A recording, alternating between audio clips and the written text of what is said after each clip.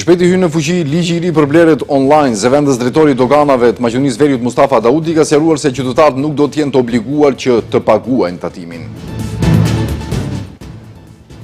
Sot në Tiranë është mbajtur samiti i vendeve aspirantë për anëtarësim në BE. Kryeministri Mickoski porositi nga ky samit se nga BE apresin një qasje të drejtë dhe meritokratike. Debatit për buxhetin e pagave të gjyqësorit i është bashkangjitur sot edhe BDI-a. Kjo parti kërkon harmonizimin e menjëhershëm të buxhetit të gjyqësorit dhe të prokurorisë publike me vlerësime të KS. Pavarësisht premtimeve, autoritetet e qytetit nuk kanë arritur të zgjidhin problemet me transportin publik. Stacionet e autobusëve vazhdojnë të jenë të stërmbushura me qytetarë që presin gjatë për linjat e tyre të autobusëve.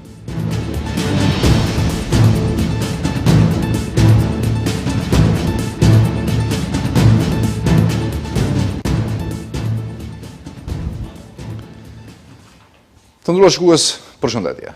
Qytetarët i kanë pritur me shqetësim lajmet fillestare për vendosjen e taksave shtesë për shitblerjet online. Blerja e produkteve relativisht të lira nga platformat globale të shitjes online, sikur që është Temu, është shumë e përhapur tek qytetarët, ndërkohë shteti ka vendosur që të shtrëngojë masat edhe në këtë sektor.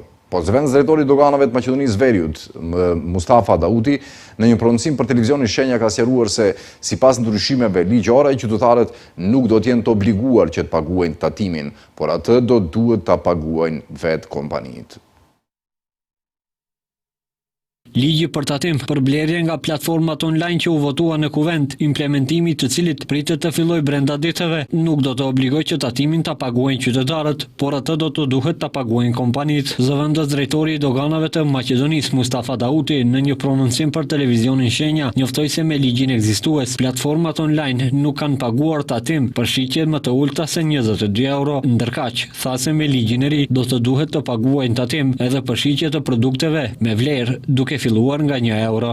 Dhe nuk ka, domethënë, rëndësi se çfarë vlere ka produkti cilin pra e blen. Fillon nga zero. Këto pagesa dhe pse ky ligj është pru këtë formë, është shumë e qartë se tendenca ka qenë që të mbrohen pra kompanitë vendase, të mbrohet ekonomia e vendit, të lëshohen vendet e reja të punës. Zëvendës drejtori Daudi zbulon edhe të dhëna zyrtare nga blerjet që qytetarët kanë bërë në platformat online. Deri më tani njofton se një pjesë e mallrave të importuar janë nënshtruar pagesës së TVSH-s, kurse një pjesë prej tyre nuk kanë paguar TVSH. Vetëm se në muajin gusht nga Temu kemi sasin prej 66.900 kilogramësh që kanë qenë të përjashtuara nga pagesa e detyrimeve.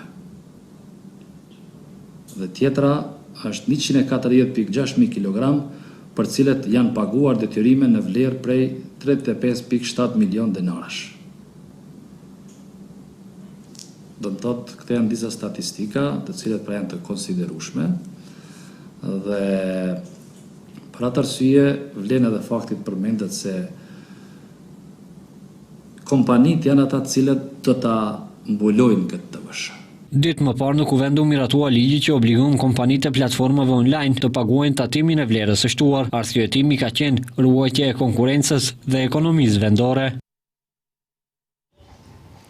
Në kryeqytetin e Shqipërisë është mbajtur samiti i vendeve aspirante për anëtarësim në Bashkimin Evropian. Komisionera për zgjerime BE-s Marta Kos e ka pranuar se nuk është bërë sa duhet për afrimin e vendeve ballkanike në familjen e përbashkët europiane, ndërsa ka përsëritur qëndrimin se Europa nuk mund të jetë e sigurt pa pranimin e tyre.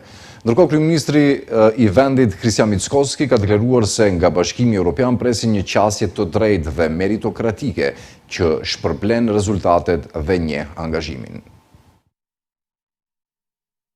Nga Tirana, komisionerja për zgjerimin e Bashkimit Evropian Marta Kos ka përsëritur qëndrimin se Evropa nuk mund të jetë e sigurt plotësisht nëse nuk u hapën dyert për vendet aspiruese nga Ballkani Perëndimor. Ajo ka lënë të kuptohet një lloj pranimi të fajësisë së shtetet e BE-s nuk kanë bërë sa duhet për të tërhequr vendet ballkanike. Kos ka rikujtuar se plani i rritjes ka 2 vite që është formalizuar dhe që kanë mbetur edhe 2 vjet për të finalizuar ndarjen e gjithë fondeve të parapara në vlerë prej 6 miliard eurosh. For your citizens. Kemi një afat veçanërisht të rëndësishëm që po afron. Në qershor do të kemi nga raundi i dytë i raportimit, skadimin e periudhës një vjeçare të pritjes së mëtejshme për reformat e papërmbushura dhe rrezikohen pothuajse 300 milion euro të destinuara për vendet tuaja. Këto janë fonde prej të cilave duhet të përfitojnë qytetarët tuaj, me të cilat mund të ndërtojnë linja tramvaj, rrugë, shkolla, spitale. Kryeministri Christian Miskoski, i cili merr pjesë në summit, deklaroi se për mashininë e veriut, plani i rritjes është shumë më tepër se sa një iniciativë. Është një histori e shndrimit të angazhimit në ndryshim të vërtet. Mesazhi ynë sot është i thjeshtë, por i fortë. Maqedonia po jep rezultate. Ne nuk po reformojmë sepse pritet prej nesh, por po reformojmë sepse besojmë në idenë evropiane. Ne po ndërtojmë Evropën në vend me politika, veprimtari dhe vlerat tona. Tani presim të njëjtën gjë edhe nga partnerët tanë, një qasje të drejtë dhe meritokratike që shpërblen rezultate dhe njeh angazhimin.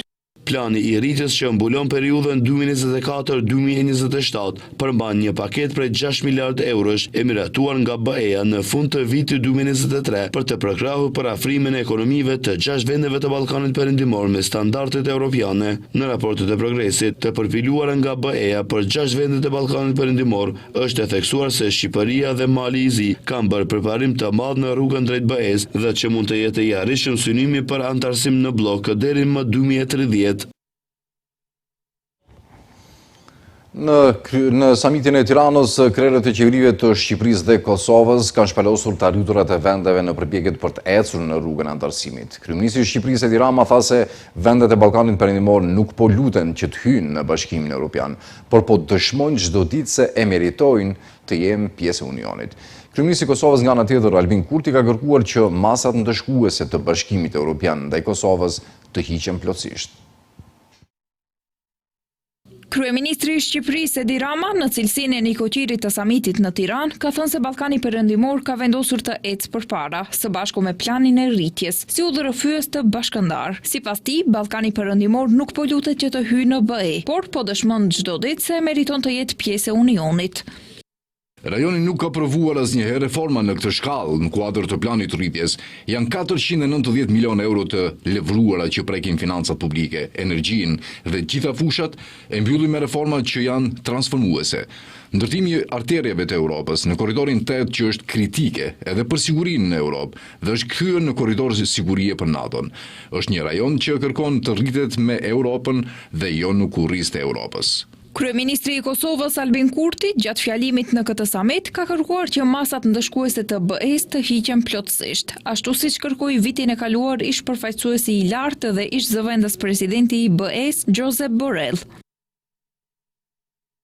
Renditemi si vendi më i sigurt në rajon, me kriminalitetin më të ulët dhe progresin më të madh në luftimin e korrupsionit. E kemi shënuar rritjen ekonomike më të fuqishme dhe pas takimit ton në korrik në Maqedoninë të Veriut, Banka Botërore dhe Fondi Monetar Ndërkombëtar e hoqin Kosovën nga lista e shteteve fragjile dhe të ndikuara nga konfliktet. Kurti ka deklaruar se ky progres i verifikuar ndërkombëtarisht dhe i bazuar në dëshmi është në kontrast të plot me politikën e BE-s për masat ndëshkuese dhe mungesën e progresit në dhënien e statusit të merituar të vendit kandidat për Kosovën. Pas deklaratës djeshme të kryeministrit Mickoski se nuk planifikon të rrisë buxhetin përgjithësorin, ka reaguar sot BDI-ja. Arbër Ademi nga kjo parti tha se kërkojnë harmonizimin e menjëhershëm të buxhetit të gjyqësorit dhe të prokurorisë publike me vlerësime të Komisionit Evropian. Përplasjet mes opozitës dhe pushtetit kanë vazhduar me ritëm të njëjtë, ku tema përsëri ka qenë gjyqësori. Nga Partia Opozitare Shqiptare BDI deklarojnë se raporti Komisionit Evropian 2025, klasteri 1, tregon se mashënia e Veriut ka dështim në sundimin e ligjit dhe mungesë financimi për gjyqësorin e prokurorinë. Nënkryetari Arbër Ademi, për dallim nga kryeministri Christian Miskoski, tha se BDI kërkon harmonizimin e menjëhershëm të buxhetit të gjyqësorit dhe të prokurorisë publike me vlerësime të KES, duke ngjitur financimin në nivelin e përcaktuar me ligj. Pra me ligj, po e përsëris edhe një herë. Së paku, 0,8% bruto prodhimit vendor duhet të planifikohet dhe të ndahet për gjyqësorin. Dhe së paku 0,4% buxhetit duhet të ndahet për prokurorinë. Gjendja reale është si vjen. Për momentin si është 0,3% për gjyqësorin prej bruto prodhimit vendor 0,2, do më thonë 100% më pak, për prokurorin nga buxheti i shtetit. Ademi tha se ligji është i qartë, ndërsa sipas tij, Mickoski në këtë rast tregon se nuk e respekton ligjin. Pikë së pari çka thot ligji. Duhet të ndalemi se çka thot ligji. Ligji thot së paku, jo deri në, po së paku 0,8% e bruto prodhimit vendor të ndahet për financimin e gjyqësorit. Dhe gjyqësori dhe prokuroria, shtesë nga kjo që po e them, duhet të kenë pavarësi financiare ashtu siç e ka Kuvendi i Republikës Maqedonisë, pavarësinë financiare. E nëse kryeministri thot unë këtë nuk e bëj, ai publikisht po thot unë e shkeli ligjin. Me dy këmbë. Sa ashtu thot ligji. Kujtojmë se të njëjtën kryeministri Mickoski tha se nuk sheh arsye për të rritur buxhetin për gjyqësorin, duke theksuar se maqedonia veriut si shtet ndan nga buxheti fonde për sistemin gjyqësor më shumë se 75% e vendeve anëtare të BE-s. Vlen reagoi pas largimit të Aleancës për shqiptarët nga koalicioni AKI, duke quajtur këtë konfirmim të një projekti politik të ndërtuar mbi interesa personale. Ata theksuan se copëzimi i opozitës dëmton qytetarët dhe sistemin politik. Kujtojmë se krau i Selës njoftoi se Aleanca për shqiptarët do të vazhdojë veprimtarinë si parti më vete.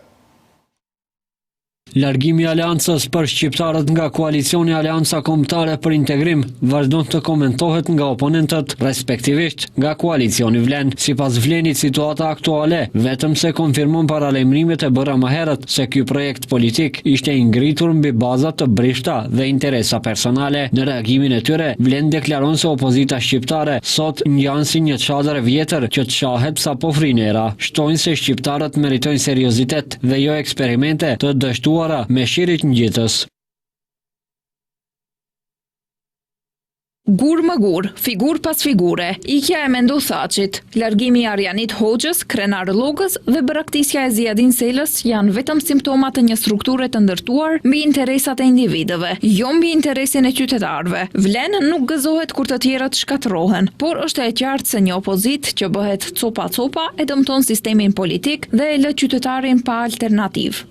Ndryshe, ditë më parë Aleanca për shqiptarët konfirmoi largimin nga koalicioni opozitar i quajtur Aleanca Kombëtare për Integrim. Nga krahu i Selës njoftuan se do të veprojnë si partinë vete. Ky veprim asë kohe u komentua nga Arben Fetai, ish bashkëpunëtor i ngushtë i Ziadin Selës për dhe i Arben Taravarit, tani më zëvendës kryeministër në qeverinë VMRO Vlen. Deputeti i Bashkimit Demokratik për Integrim Blerim Bezheti tha se pavarësisht largimit nga Aleanca Kombëtare për Integrim, ASH-ja e Ziadin Selës do të vazhdojë të veprojë si opozit. Transporti publik vazhdon të jetë një makth për qytetarët, sidomos në disa linja. Edhe pse u tha se janë lëshuar mbi 50 autobus shtesë, stacionet e autobusëve ende janë të stërmbushura me qytetarë që presin gjatë për linjat e tyre të autobusëve. Më problematike janë linjat 9 dhe 19 që janë edhe ndër linjat më të frekuentuara. Edhe pse nga kryetari i qytetit të Shkupit, Orce Gjorgjevski, premtoi se transporti publik do të përmisojë dhe se në teren do të qarkullonin më shumë autobus, situata në linjat 9 dhe 19 mbetet e pandryshuar. Qytetarët vazhdojnë të presin me minuta të gjata në stacione, ndërsa autobusët ose nuk shfaqen fare ose vinë me vonesa të mëdha. Nga ana tjetër, qytetarët thonë se situata është përkeqësuar, sidomos në oraret e mëngjesit dhe pasdites, kur fluksi udhëtarëve është më i madh. Autobusët e vinë për 10-15 minuta. Varet prej ku e ka stacionin fillestar. Shumë herë më ka ndodhur që të vënohem duke pritur autobus, kthehesh në shtëpi dhe pastaj të thon ku ke qenë, nuk e ardhur në punë, nuk ka autobus, duhet të ketë më shumë autobus. Shumë shpesh më ndodh të pres, por edhe dalë rrallë, duhet të ketë më shumë autobus. Pavarësisht ankesave të vazhdueshme të qytetarëve, deri tani nuk ka asnjë njoftim zyrtar për shkakun e këtyre mungesave të linjave të autobusëve. Duhet të presësh shumë autobus. Autobuset privat vënohen më shumë, ndërsa ato të NQP-s janë të rregullt. Më duket se ka autobus, por duhet të lëshojnë më shumë, të jenë më të rregullt.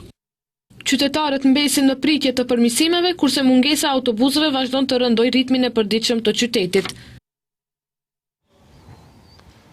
Juristi Adem Çuçuli është propozuar nga Komisioni për çështjet zgjedhjeve dhe emërimeve në kuvend si kandidat për kryetar të ri të Komisionit Shtetëror për parandalimin e korrupsionit. Sipas Komisionit për seleksionimin të kandidatëve, Çuçuli ka marrë vlerësimin më të lartë me 96.5 Ai aktualisht është sekretari i përgjithshëm i Komisionit dhe punon në këtë institucion prej 19 vitesh. Komisioni për çështjet zgjedhjeve dhe emërimeve vendosi një zëri që kuvendit t'i propozohet emërimi i Çuçul si kryetar. Sipas informacioneve nga kuvendi, seanca plenare ku do të votohet ky propozim pritet të mbahet në fillim të dhjetorit. Ministria e Shëndetësisë filloi analizimin e të dhënave të situatës momentale të burimeve njerëzore në institucionet publike dhe private shëndetësore në mbar vendin. Ministri Azil Aliu njoftoi se bëhet fjalë për fillimin e vendosjes së regjistrit punëtorëve në fushën e shëndetësisë dhe se do të mund të ndjekin lëvizjen e burimeve njerëzore në sistemin shëndetësor nga pensionimi, punësime të reja, specializime deri te transferimi pra nga njëri institucion në tjetrin.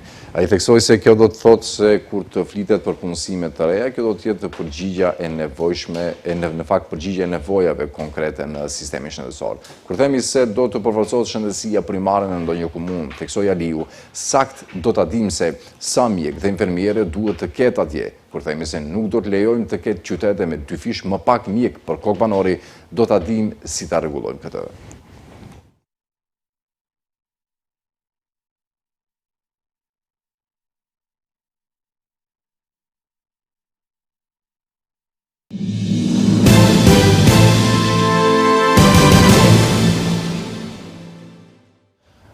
Vazhdojmë me lajmet. Qeveria e Shqipërisë dërgoi në gjykatën kushtetuese kërkesën e saj për pezullimin nga detyrat të zëvendës kryeministres Belinda Balluku. Vendimi i qeverisë u lajmëruat premten nga kryeministri Edi Rama, i cili e cilësoi cenim të ekzekutivit vendimin e gjykatës posaçme për pezulluar nga detyra zëvendës kryeministren Balluku.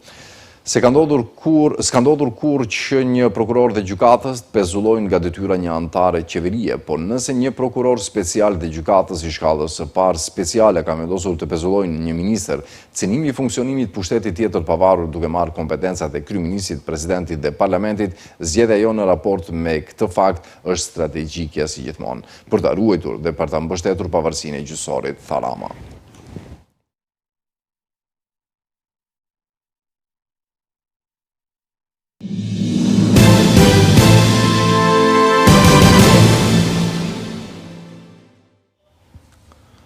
Programi botror i ushqimit i OKB-s në Palestinë, Martin Penner, njoftoi se njerëzit në Gaza janë të shqetësuar për kushtet e dimrit, ndërsa vuri në dukje se mundësia e kushteve më të ashpra të motit në muajt e ardhshëm është shqetësim për banorët e Gazës. Pasiguria, gëzimi dhe lehtësimi i përjetuar kur u shpallan pushimin e Gaza tani u zëvendësuan nga shqetësimet lidhur me realitetin konkret dhe praktik të jetës, deklaroi një zyrtar i fondit. Ushqimet dhe debot përmbyten ose prishen, kjo situati ka përqendruar mendjet e tyre në dimrin që po afron dhe kushtet e ashpra të motit që do duhet të durohen në muajt në vijim, shtoi ai.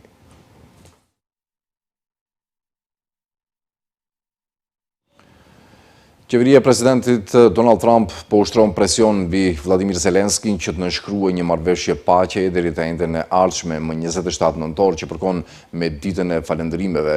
SBA kërcënojnë se nëse nuk arrit marrëveshja do të ndërpresin shkëmbimin e informacionit dhe furnizimin me armë. Presionin e Ukrainës për të pranuar kuadrin amerikan të paqes është shumë i fortë se më parë. Burimet nga Kievi raportojnë se Washingtoni kërkon miratimin e shpejtë planit 28 pikësh të zhvilluar së bashku me Moskën që do të përfshinte dhënie të konsiderueshme të drejtave nga ana e Ukrainës nëse zbatohet. Po mbyllim këtu këtë edicion të lajmeve të nderuar shikues për të takuar sërish me lajmet qendrore në orat 18:55. Mirëmbëjtje deri atëherë.